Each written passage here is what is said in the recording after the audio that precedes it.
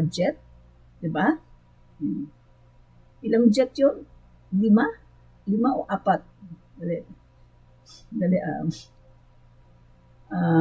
dali, tingnan ko dito. Ilang jet ba yun? Dali,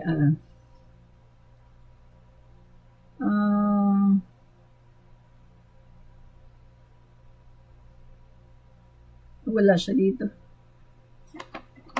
Dali nga, tingnan ko sa isa kong cellphone. Ang dami ko kasing cellphone eh.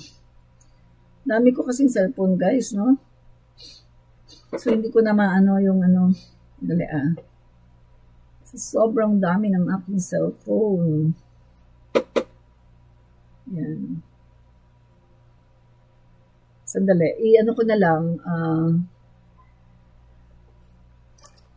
I-ano ko na lang. Ano tawag doon? I-research ko na lang, yung mga jet ni, ni Zaldico. Jets. Zaldico.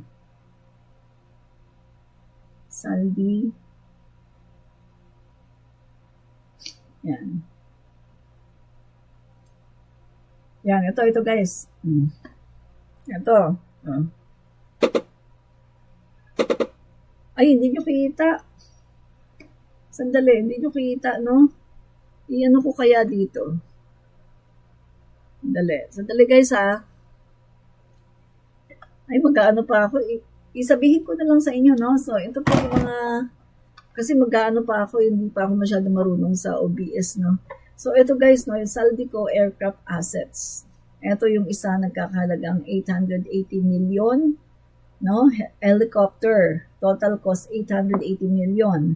Ito namang isa, yung private jet, no, na 2 billion. Yan. Ito namang isa, 165 million. Helicopter din to. Tapos, ito namang isa, 35 million. Grabe ang dami, mga kaibigan. So, may ganito ba? May ganito ba si Speaker Martin Romualdez? Wala. Wala siyang ganito.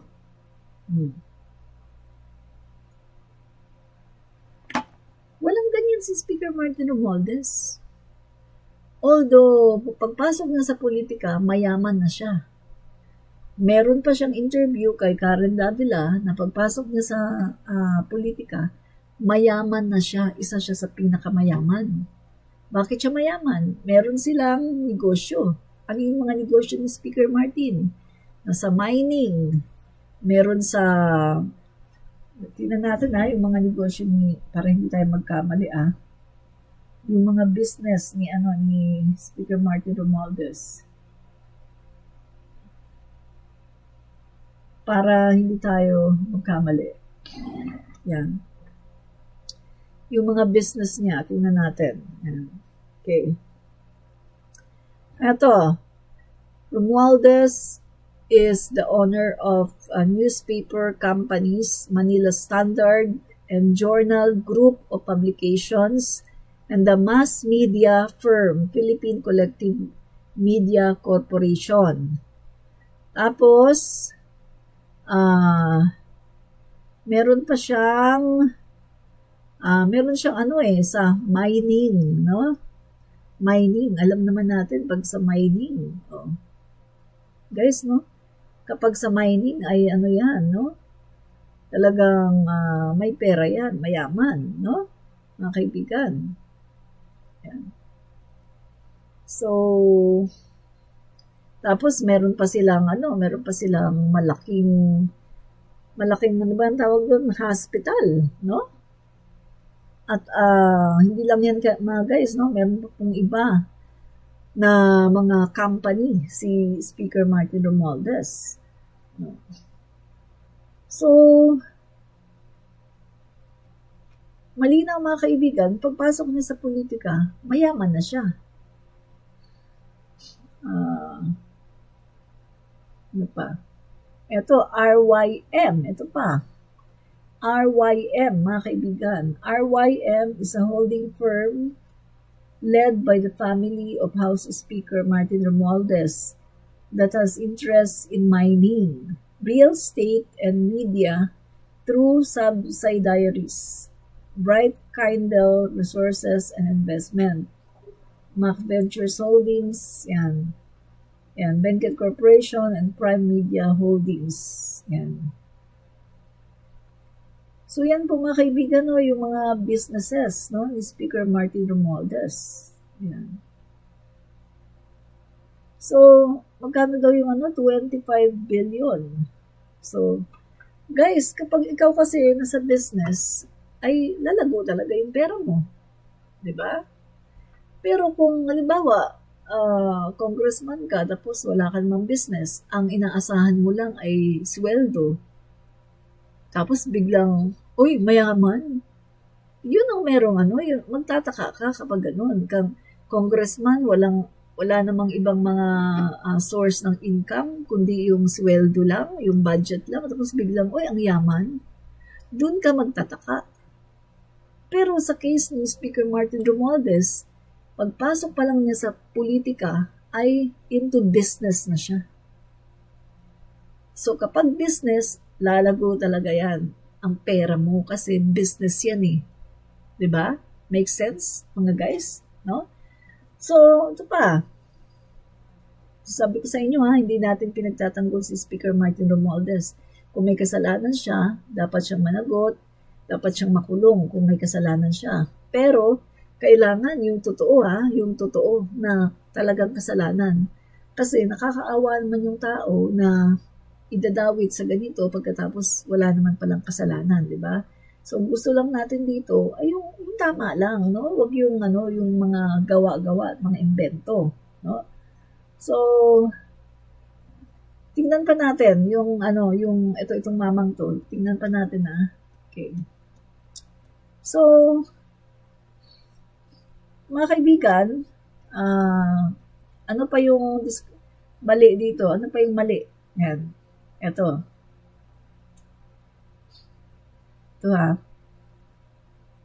Second, the details are remarkably sparse. The only names he confidently gives are Saldico's exclusive executive assistants. Tingnan nyo yung mga pangalan lang na-drop niya na talagang sigurado siya ay itong mga executive assistants ni Saldico, no? A certain Paul and Mark, when pressed, even by Marcoleta himself, Gutesa could not specify who actually received the alleged cash in Romualdez residence for claims involving billions. Paul and Mark simply don't cut it. Sabi ko nga sa inyo, di ba? Kung magdi-deliver ka talaga ng napakaraming pera na umabot ng bilyon, biruin mo, 46 na maleta, nagkakalaman ng 48 million each, umabot siya sa billions. Kung magdi-deliver ka ng billions na pera, hindi mo ba tatanungin kung sino ang nag-receive? Para hindi ka magkamali at para may masabi ka rin sa iyong boss. Gamitin natin ang kokote. Huwag agad maniniwala sa sabi-sabi. Ang laway, madaling pakawalan. Ang salita, madaling pakawalan. Kaso, paglatag ng ebidensya, yan ang problema. Diba? So, ano pa? In the end, mga kaibigan, ito pa, third, the coaching was hard to miss. Observer saw Marcoleta guiding the witness through parts of his own affidavit. Affidavit mo, hindi mo alam kung nasan yung parte doon na dapat mong sabihin na ilalaglag mo si Speaker Martin Romualdez. Mukhang hindi siya gumawa ng affidavit. Mukhang scripted ito. Pagkatapos ibinigay sa kanya, ito yung sasabihin mo. Kaso nakalimutan niya. Sabi niya, naputol daw doon. Tumayo pa talaga si Marcoleta. At ibinigay sa kanya yung papel. Mga kaibigan, hindi tayo bugok. para hindi natin makita yung mga gestures. Action speaks louder than words. Kitang-kita dito. Sino ang gumawa ng script? Mukhang hindi siya ang gumawa ng kanyang affidavit. Mukhang gumawa ng affidavit niya ay si Marcoleta at ibinigay sa kanya para basahin niya.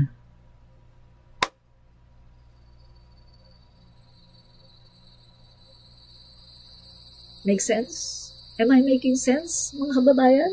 Oh, di ba? Oh. Di ba guys? Ano pa? So, eto mga kaibigan, no? Eto.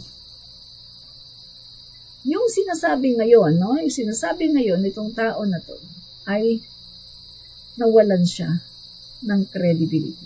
Nawalan siya ng credibility dahil mukhang talagang scripted para lang idawit si Speaker Martin Romualdez. At take note, sa dami ng senador doon, si Marcoleta pa talaga ang nagdala sa kanya para siya ay mag-witness. Sino ba si Marcoleta? Duterte Black. Sino ba si Marcoleta? Maka-DDS, maka-Duterte, maka-Sara, number 1 defender of Duterte's and number 1 enemy. Number 1 angry. Number 1 nagalit. Kanino? Kay Speaker Martin Romualdez.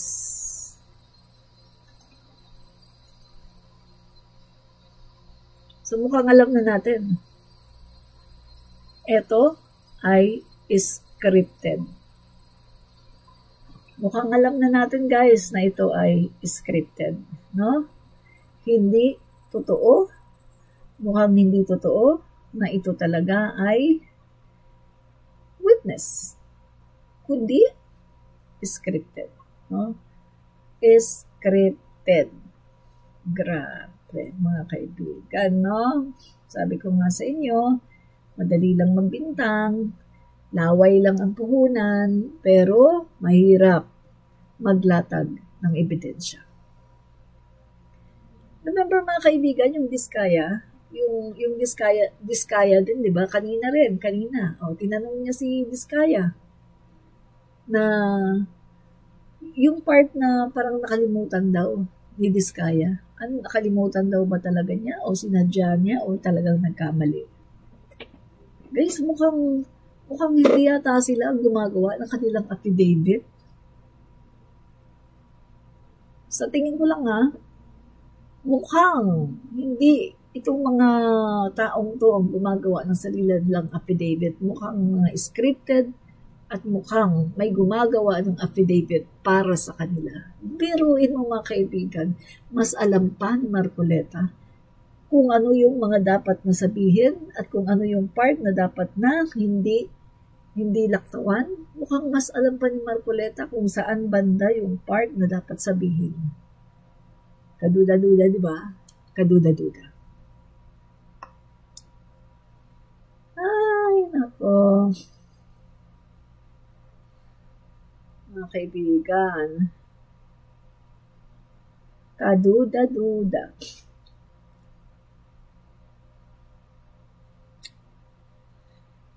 Kaduda-duda. Naku mga kaibigan, breaking news. Mukhang matatanggal yata si Marcy Teodoro sa Marikina. Guys, no? Kasi kinasuhan po siya ng DOJ, no, ng rape.